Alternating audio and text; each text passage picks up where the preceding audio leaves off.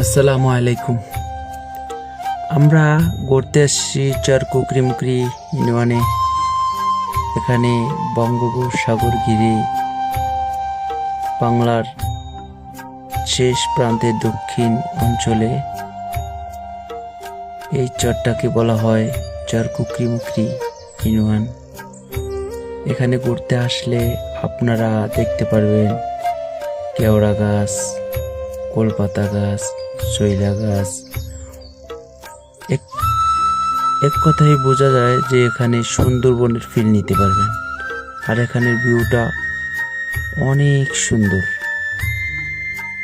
আপনারা ঘুরতে আসবেন। চর কচ্ছপিয়া থেকে চরকুকরিমুকরি যাওয়ার সুব্যবস্থা রয়েছে। তার ভিতরে স্পিড বোট, লঞ্চ, অনেক কিছুই রয়েছে।